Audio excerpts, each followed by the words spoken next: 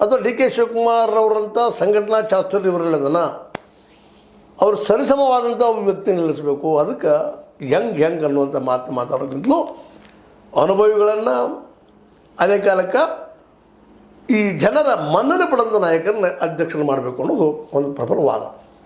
ಅದರಲ್ಲೂ ವಿಜೇಂದ್ರ ಅವರ ವಿರೋಧಿಗಳ ಬಣದ ಸ್ಪಷ್ಟವಾದ.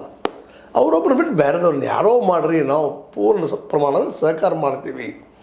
ಈ ಮಾತಾಡಿ ಯತ್ನಾಳ್ ಹೊರಗೆ ಹೋಗ್ಬಿಟ್ರು. ಇವತ್ತು ಏನಾದರೂ ಸಪೋಸ್ ಯತ್ನಾಳ್ ಒಳಗಿದ್ದಿದ್ರೆ ಈಗ ಯತ್ನಾಳ್ ಮಾಡಿರಿ ಅಧ್ಯಕ್ಷರನ್ನಾಗಿ ಅಂಥೇಳಿ ಕೂಗು ಜೂರು ಇರ್ತದೆ.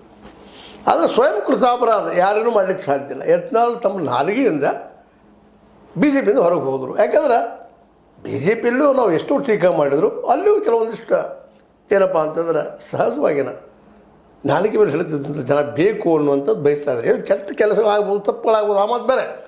ಅದು ನಾಲಿಗೆ ಮೇಲೆ ಹೇಳ್ತಿರಬೇಕು, ಮೃದು ಇರಬೇಕು ಅನ್ನೋದು ಅವ್ರ ಬಯಕೆ. ಆ ನೆಲೆಯಲ್ಲಿ ಅಪಯಶಸ್ಸನ್ನು ಕಂಡರು ಯತ್ನಾಳರು. ಹೌದು, ಹಿಂದುತ್ವ ಪರ ಮಾತಾಡ್ತಾರ, ಏನೋ ಜೋರ್ದಾರಾಗಿ ಮಾತುಗಳಿದ್ದಾವೆ, ಇಲ್ಲಂತಲ್ಲ. ಆದರೆ ಆ ಮಾತುಗಳು ಕೆಲವು ಮೊಯ್ರೂ ಆಗಿದ್ದಾವೆ, ಹೆಚ್ಚಿಗೆ ಯಶಸ್ಸಾಗಿಂತಲೂ.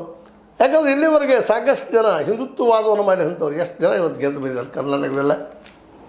ಪ್ರಬಲವಾಗಿ ಅನಂತಕುಮಾರ್ ಹೆಗಡೆ ಅವರು ಯಾವ ರೀತಿ ಮಾತಾಡ್ತಾ ಇದ್ರು, ಇವತ್ತು ಮಾತಾಡ್ತಾ ಇದ್ದಾರೆ. ಅದು ಅಂಕಿ ಅಂಶಗಳ ಆಧಾರದ ಮೇಲೆ ಅತ್ಯಂತ ಕಠೋರವಾಗಿ ಹಿಂದುತ್ವವಾದವನ್ನು ಮಾಡ್ತಾರೆ. ಸ್ವತಂತ್ರವಾದ ಮೀಡಿಯಾಗೆ ಬೇಕಾಗಿರುವುದು ಸ್ವತಂತ್ರ ಧ್ವನಿ. ಆ ಸ್ವತಂತ್ರ ಧ್ವನಿ ಉಳಿಸಲು ನೀವು ಮಾಡಬೇಕಾದದ್ದು ಇಷ್ಟೇ. ಅದೇನಪ್ಪಾ ಅಂತಂತಂದ್ರೆ ನಿಮ್ಮ ಕೈಲಾದಷ್ಟು ಸಹಾಯ ಈ ಚಾನಲ್ಗೆ ಮಾಡಿ ಹಾಗೂ ನಿಮ್ಮ ಧ್ವನಿಯನ್ನು ಕಾಪಾಡಿಕೊಳ್ಳಿ. ಅವ್ರು ಎಷ್ಟರ ಮಟ್ಟಿಗೆ ನಾಯಕರಾಗಿ ಬೆಳೆದು ನಿಂತರು. ಇನ್ನೂ ಅನೇಕರು, KS ಈಶ್ವರಪ್ಪನವರು ಯಾವ ಪ್ರಮಾಣದಲ್ಲಿ ಹಿಂದುತ್ವವಾದವನ್ನು ಮಾಡ್ತಾಯಿದ್ರು. ಇವತ್ತು ಅವರು ಅತಿಯಾದಂತಹ ಒಂದು ಹಿಂದುತ್ವ ಅಲ್ರಿ ಅಥವಾ ಅತಿಯಾದಂಥ ಯಡಿಯೂರಪ್ಪ ವಿರೋಧಿ ಅಲ್ರಿ, ಇವತ್ತು ಹೊರಗೆ ಹೋಗಿಬಿಟ್ಟಿದ್ದಾರೆ. ಅಂದ್ರೆ